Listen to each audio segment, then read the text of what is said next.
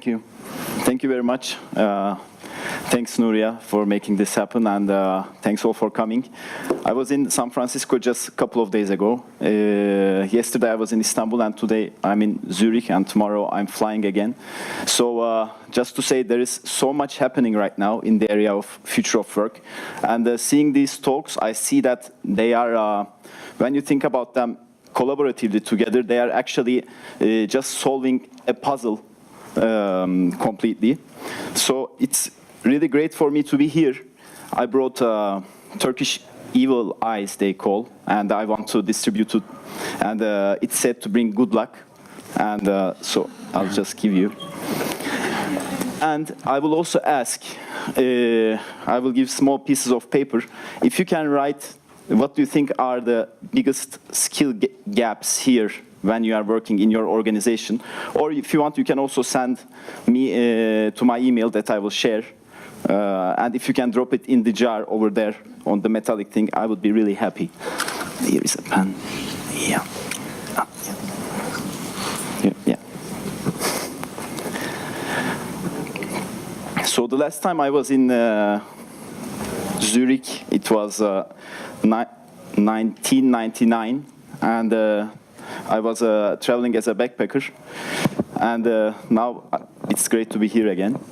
So just to ask, how many people from here are from banking industry? Okay, that's less than what I've been told. And how many from consulting? Okay, and how many from corporates and corporate, like in corporations? Okay, and startup or SMEs? Okay, so on-demand workforce brings different solutions to all of these. So the flow will be a 1-minute chit-chat, which we did already. And first we will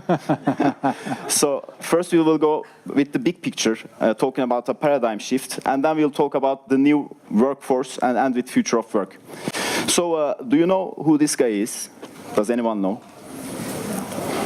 Yeah, it's to give a hint, it's not DJ Solomon, if you know him. This guy is actually CEO of Goldman Sachs. That was appointed a few months ago.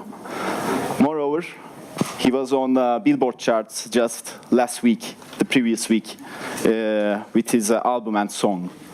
So we are talking about a new way of work here, and that's also what future of work is about. We are shifting everything, shifting from industrial economy to digital. We are shifting everything here.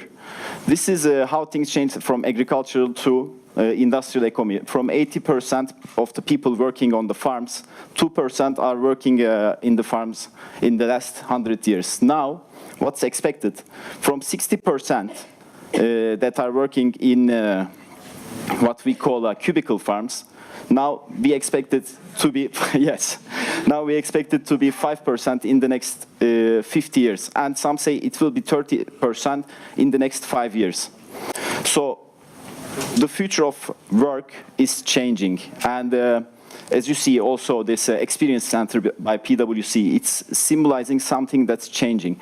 So this is from Ben Prink that I heard just last week in San Francisco by Cognizant. Societies have always adapted to changes in tools, but many individuals along the way haven't. So that's, if you know, that's Ned Ludd. He is the father of Luddist tried to be revolution, that tried to break machines in the Industrial Revolution, but he failed, and now that's where we are. So the shift is actually, as you see from the farms, it's from scalable efficiency to tapping into expanding opportunities. So now the opportunities are changing so often and so fast, just like Dan mentioned. We have to learn a lot, and we have to use our resources in a different way. So that's why the most exciting breakthrough of the 21st century will not occur because of technology, but because of an expanding concept of what it means to be human. So that's actually what future of work is about. So what does it mean for our workforce? So the future workforce is not anymore limited to a geography. So it's you're accessing to a global talent pool immediately, like within 1 day, within 2 days, you can have the knowledge you want, you can have the expertise you want. You need a logo, just post it on Fiverr, you will have 5 guys, and post it for $5 or $100, and you will have 2 guys from Bangladesh, 1 from US, and another one from Sweden, just sending you some logos. And you can hire the best in the globe immediately. So it's not only full-time employees anymore, and employees do not necessarily work for one company anymore, but there are contractual employees, there are freelancers, as in Expertera, as in Fiverr, as in Upwork, and they work for different projects and clients. It's not only monthly salary, but skill-based and task-based salary is much, much more common, and this is also actually part of the learning process that have been discussed a bit earlier. The information is much more open, so it's much more information sharing, and compared to closed companies, and value creation is mostly done from culture and collaboration, and how you can make collaboration through these new workforce that you are creating. So before, it was, okay, we have the 5-year plan, 10-year plan, 2-year plan, but now we are working in sprints, in 2-week sprints, with design thinking processes. And decisions and learnings are, it's not only imminent, but also based on lifelong learning.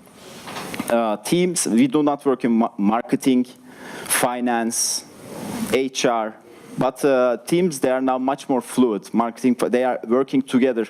They are taking a UX designer, somebody from finance is helping, how they are making the go-to-market is changing.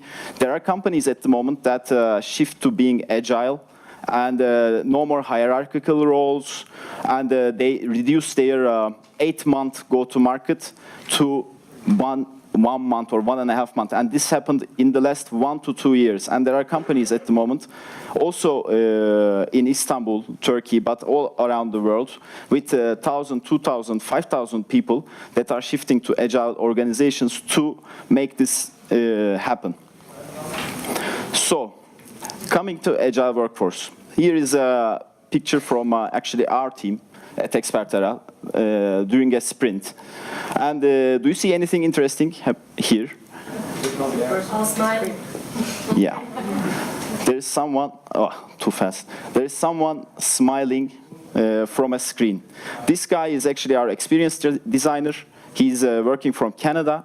And he's so embedded to our team, he literally joins the parties from a screen, and he can even smile to the camera, as you see over here. I still find it funny when talking to him during parties. And another guy, this guy is our front-end developer, and he doesn't work with Expertera, but he just joins during some sprints when we need him the most, and he would work for 2 weeks, 1 month, 1.5 months, and leave the team. Currently, our team is nearly 40% on demand, and 60% is only full-time. So, from here, on-demand workforce solution arises. So it's not on-demand workforce is the sharing economy is not only Airbnb, Uber, but there are many different ways to utilize on-demand platforms. So according to McKinsey, by 2025, this will be a $2.7 trillion economy, affecting over 500 million people working on platforms. So when we look at what's enabling it, actually Dan did a great job of this, explaining this. But another thing is preferences. So preferences do shift. It's rather a senior role or a millennial. It's shifting. People prefer to work freelance and work in a different way. So as you see, within less than a decade, or more freelancers, there are expected to be more freelancers than full-timers in US. And already over 60% of them are using the platform. So we have to make platforms a part of our workforce strategy. And the best companies to work for, Facebook, Google, they work at most 2 years in these companies. So it's already nearly freelancing. So 65% then mentioned it. And another report from World Economic Forum, half of the jobs, tasks will shift to new roles or redundant roles within the next 3-4 years. That's an amazing study. Like the skills gap, fast changing technology and skills are so fast. And this is another report. The most popular jobs in the next decade. Okay, and this is from this year. Data trash engineer, voice UX designer, head of business behavior. So these are all new roles that we haven't even heard of, and they are arising so fast. Skills gap. I won't mention again because I don't have a lot of time, thanks to Nuria.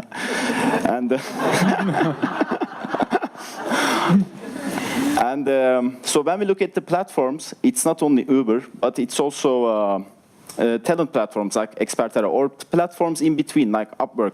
So some platforms, they give more standardized and commoditized skill sets, and some platforms like us, we give an ex-McKinsey consultant, ex-PwC consultant, or a UX designer, a software developer, or HR transformation specialist. You can have these on-demand, work for a month, work for 2 days a week for 3 months, and then just give it back to the cloud workforce. So there is a big difference. These gig platforms, you will hear gig economy a lot, gig platforms to talent platforms. You will, in talent platforms, differentiator is the talent, while in gig platforms, it's the platform. And the talent controls the experience in a platform like Expertera because it's very, very high-end, and it could be on-site, off-site, 2 days a week, just a few hours. So we have to understand the difference between those. There are several reasons why this is made. So when we look at this, it's a FoW Summit survey report from the US, and right people, skills, expertise, and rapidly adapting to new demands from the market and business, workforce planning and deployment. These are mission critical, nearly 10 over 10, but this is what they get when they look at the market. Okay. So talent platforms bring the flexibility, access, and innovation, and there are many different ways these platforms can use it. So you have to decide on your platform. It's part of your procurement process together with HR, and set up the structure for it, and do the planning and budgeting. Thank you very much.